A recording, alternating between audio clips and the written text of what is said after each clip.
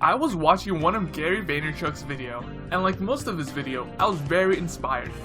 So I thought I might comment and tell him what I thought.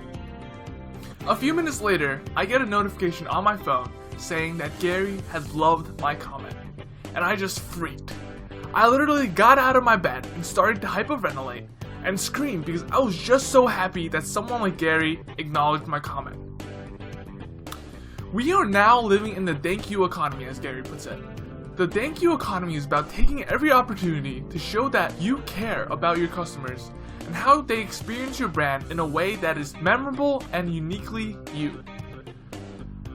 The first point in the thank you economy is value every single customer and communicate with them. With the tremendous amount of access each of us have with each other via social media and the internet, big businesses can build a great relationship on a one-on-one scale.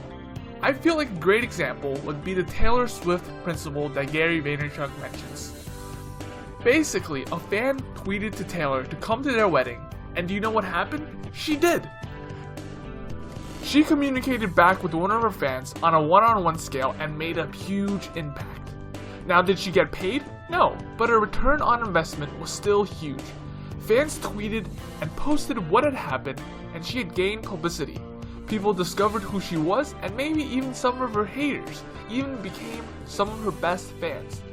Granted, she cannot do this for every single fan, but this brings me to the next point.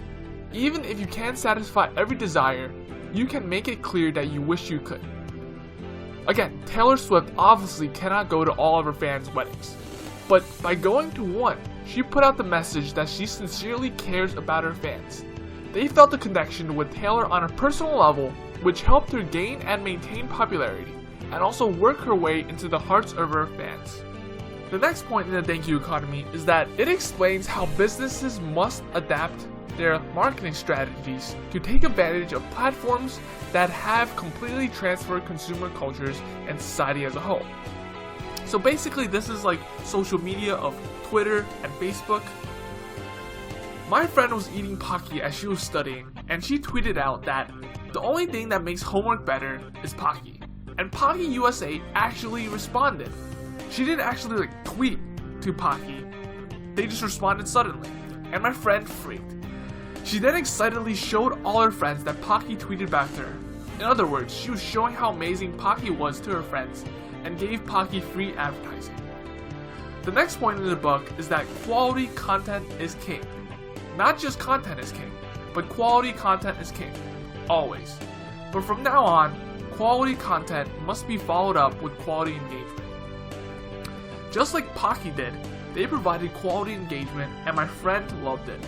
If Pocky did not put in the effort to have the engagement and the interaction, then they would never have gotten my friend excited about Pocky, and she would never have told her friends about it. Another one of my friends is a waitress at a local restaurant, and she had this customer come in with a sunburn.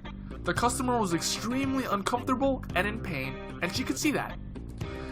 She wanted the customer to be happy and comfortable, so she went in the back and carried a fan to cool down the sunburn. She had good intentions of wanting to make the customer happy, and she did. The customer was extremely grateful and happy, and in the end, they gave her a big tip. She told me that she just saw the customer in pain and just wanted to help. She only had good intentions and thus created a pull. And this brings us to the next point in the book. Good intentions create a pull.